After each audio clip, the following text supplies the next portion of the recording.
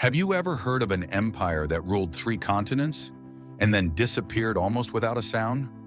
No massive war, no dramatic overthrow, just silence.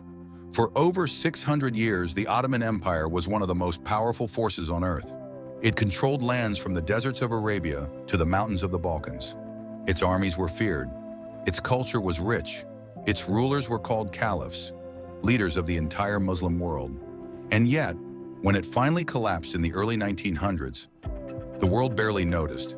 There were no crowds in the streets, no public mourning, no great battles to mark its end. Just a quiet fade into history. How does something that big just vanish? The truth is, the empire didn't fall in a single moment. It died slowly, quietly, like a tree rotting from the inside. And by the time it finally hit the ground, there was barely anything left to fall.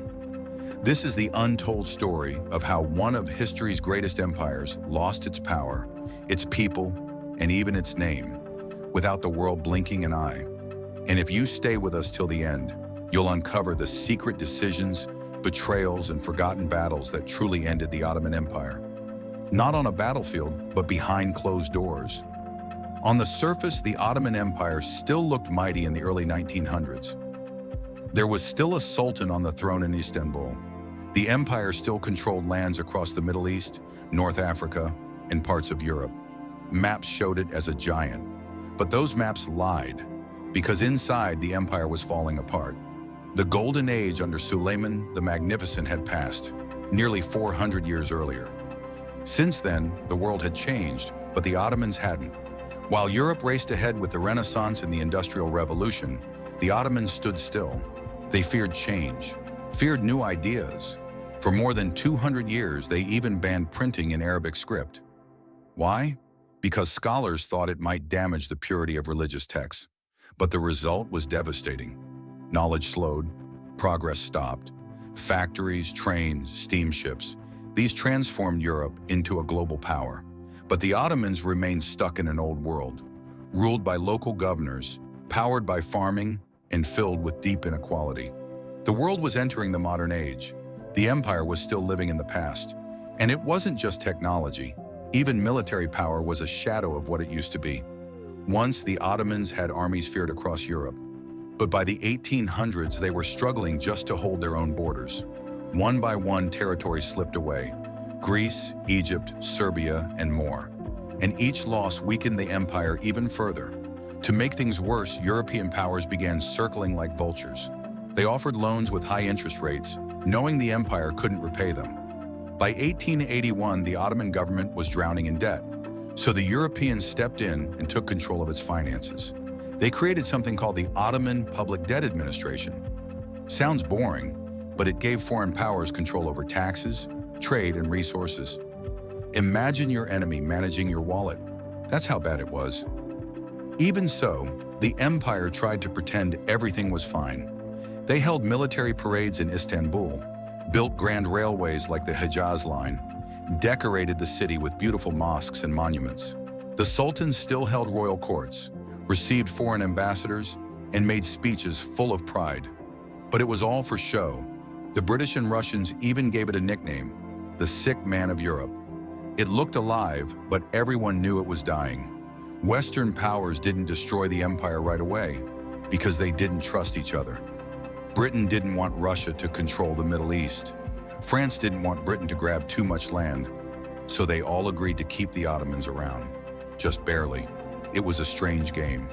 The empire was weak, but too important to let collapse. At least not yet. And that's how the illusion stayed alive. A broken state wearing the mask of an empire. World War I changed everything. The Ottoman Empire hoped the war would help it rise again. It joined the side of Germany and the Central Powers. Leaders thought that if Germany won, the Ottomans might get back some of the lands they had lost. But behind closed doors, their so-called friends were already planning to steal what little they had left. In 1916, Britain and France made a secret deal. It was called the Sykes-Picot Agreement. To most people, it was just two names. But to the Ottoman Empire, it was a knife in the back. According to the deal, once the war ended and the Ottomans were defeated, France would take control of Syria and Lebanon. Britain would grab Iraq, Jordan, and Palestine. Even Russia was promised land in eastern Turkey. And the Ottomans? Nothing. The heart of their empire would be sliced apart and handed over like a pie. What made this worse was that, at the same time, the British were promising something very different to the Arabs. They told Sharif Hussein of Mecca, a respected Arab leader, that if he led a revolt against the Ottomans, the British would support Arab independence after the war. That promise led to the Arab Revolt, with help from British officer T.E. Lawrence. You may know him as Lawrence of Arabia, but it was all a lie. Britain was promising independence with one hand and dividing the land with the other. The Ottomans didn't know any of this until 1917, when the Russian Revolution broke out. The new Bolshevik government found the secret Sykes-Picot documents and published them. Suddenly, the world saw the truth. The empire's worst fears were real, and the betrayal didn't stop there. After the war ended, the Allies forced the Ottomans to sign the Treaty of Sèvres in 1920. It was more than a peace treaty. It was a death sentence. The treaty tore apart the empire. Arab lands were gone. Greece would take parts of western Anatolia. France and Italy would get zones of control. A new Armenian state would rise in the east. Even Kurdistan was promised its own land. And Istanbul, the empire's beating heart, would be placed under international control. The Ottomans were left with almost nothing. But not everyone accepted this. One man saw the treaty not as peace, but as surrender. His name was Mustafa Kemal. To him, this was the final betrayal, not just by the Allies, but by the Ottoman leaders themselves. And so a new fight began, not between empires, but within the ruins of one. The Ottoman Empire didn't fall in a grand final battle. It broke apart in a civil war, a war within its own lands. At the center of it all stood Mustafa Kemal, a former Ottoman officer, sharp, bold, and deeply patriotic.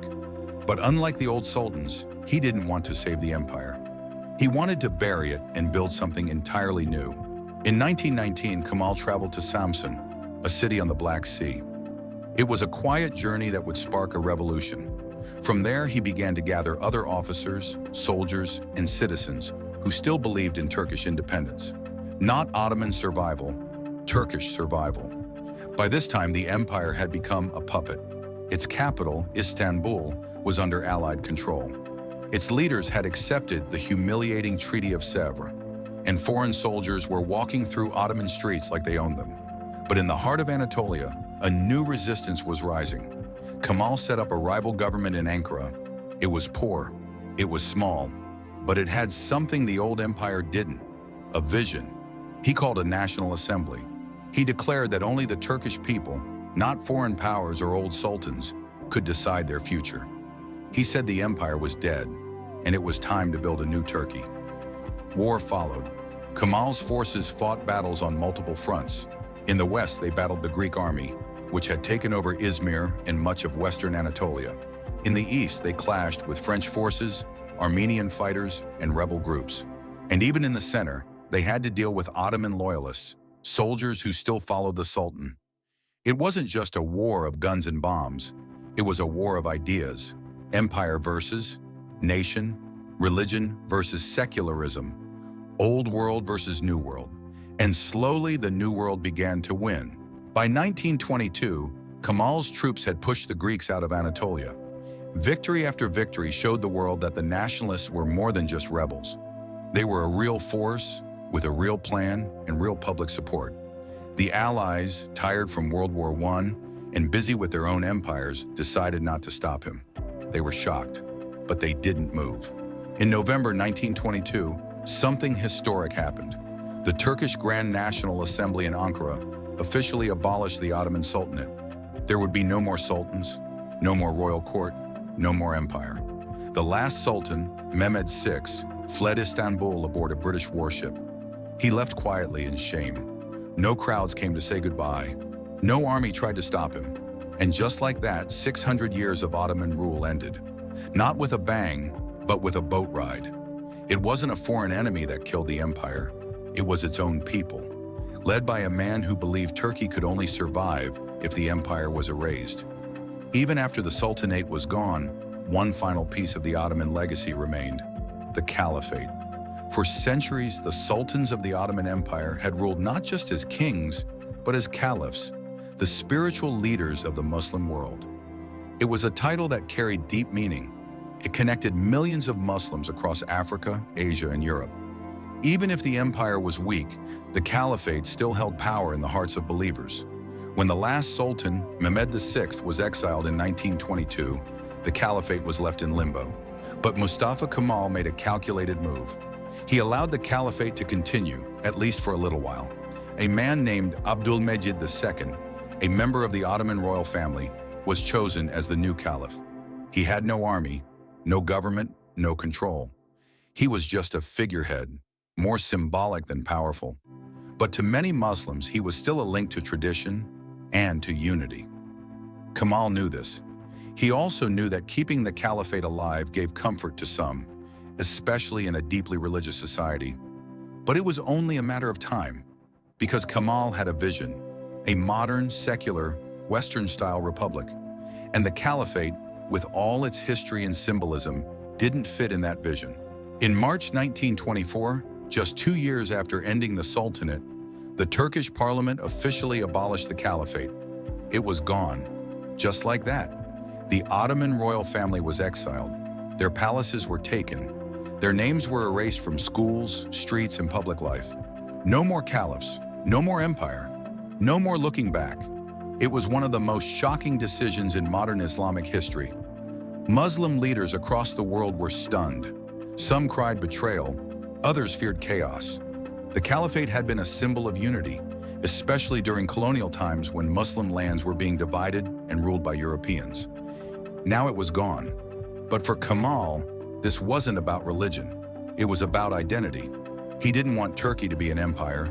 He didn't want it to be ruled by faith or bloodlines. He wanted a new Turkish republic, where the law, not religion, was in charge. And so he began reshaping the country at lightning speed. He banned religious courts. He replaced Islamic law with civil law based on Europe's systems. He introduced a new alphabet, switching from Arabic script to Latin. He changed the school system. He pushed for Western-style clothing. Even the fez, the famous Ottoman hat, was banned. Mosques stayed open. People could still practice their faith. But religion was pushed out of politics, law, and public life. The message was clear. This is not the Ottoman Empire anymore. This is Turkey. And with that, the final thread connecting modern Turkey to its imperial past was cut. You might think the fall of a 600-year-old empire would shock the world. But when the Ottoman Empire died, hardly anyone tried to save it. Why? Because by the time it collapsed, almost everyone had given up on it, both at home and abroad. In the Arab world, resentment had been growing for decades. Many Arabs saw the empire as Turkish-centered, corrupt, and uninterested in Arab needs. Ottoman governors collected heavy taxes, Arabic was pushed aside in favor of Turkish, and Arab soldiers were often sent to fight far from home for causes they didn't believe in. When World War I broke out, some Arab leaders saw a chance. Britain promised support for Arab independence if they would rebel against the Ottomans. So in 1916, the Arab Revolt began. Led by Sharif Hussein of Mecca and aided by British officer T.E. Lawrence, Arab fighters turned against the empire. They attacked Ottoman trains, supply lines, and forts, not for Britain, but for their own freedom. To these rebels, the Ottoman collapse was not a tragedy, it was a liberation. And in Europe, things weren't much different. To Western powers, the Ottoman Empire had long been a problem. It stood in the way of trade routes, blocked Christian missionary work, and often ignored the rights of Christian minorities. European newspapers called it backward, brutal, and in decline. They used every excuse to interfere. Sometimes it was to protect Christians, other times it was about modernizing the region. But the real reason was clear: control. Britain wanted oil fields in Iraq. France wanted influence in Syria and Lebanon. Italy wanted a foothold in Anatolia. Russia wanted access to the warm waters of the Mediterranean. The empire was surrounded by enemies pretending to be friends. So when it finally collapsed, these powers didn't mourn it. They moved in, took control, drew borders, claimed land. Even the people inside the empire, Turks, Arabs, Kurds, Armenians, Greeks, were deeply divided. Ethnic tensions had been growing for years. There were revolts, massacres, and mutual distrust. By the 20th century, unity was gone. In short, when the empire fell, there was no one left to fight for it, not the Arabs, not the Europeans, not even the Turkish nationalists. It had become a symbol of everything that was broken, old, corrupt, and weak. The world didn't just allow the Ottoman Empire to die. In many ways, it wanted it to. The Ottoman Empire is gone, but its ghost still lingers, in maps, in conflicts, and in memory. When the empire collapsed, the winners redrew the borders of the Middle East. They carved up entire regions with pens, rulers, and backroom deals, especially under the Sykes-Picot Agreement. They didn't care about tribes, religions, or history. They just drew lines. And those lines became countries: Iraq, Syria, Lebanon, Jordan, Palestine. But inside those borders were people who had nothing in common: Sunni and Shia, Arabs and Kurds, Christians, Jews and Muslims, all forced into one state. The result? Decades of instability, civil wars, coups and foreign invasions. Modern conflicts in Iraq, Syria and Palestine didn't begin in the 2000s. They began the moment the Ottomans fell. The empire wasn't perfect, far from it, but it held a vast, diverse region together for centuries. When that structure vanished, it left behind a power vacuum too large to fill. Even the idea of the caliphate, once symbolic under the Ottomans, hasn't truly died. It still lives in the minds of many Muslims, some with hope, others with fear. In modern-day Turkey, the relationship with the Ottoman past is complicated. Under Mustafa Kemal Atatürk, Turkey was built to forget the empire. He banned Ottoman clothing, script, and royal titles. He wanted a country that looked to Europe, not the Islamic world. But in recent years, nostalgia has returned. Popular TV shows like Dirilish, Ertuğrul, and Payitaht Abdülhamid celebrate the empire's glory. Millions watch as brave sultans and warriors defend Islam and justice. Flags wave, national pride grows, and many begin to ask, did we lose something great? There's a longing for unity, for identity, for purpose. In the modern Middle East, where chaos often rules, the Ottoman era seems, at least in memory, more stable, more proud, more meaningful. That's the irony. The empire that died quietly won't stay dead. Its collapse reshaped the world. Its memory still fuels debate, hope, and even war. And maybe that's how empires truly live on, not through borders or battles, but through the questions they leave behind.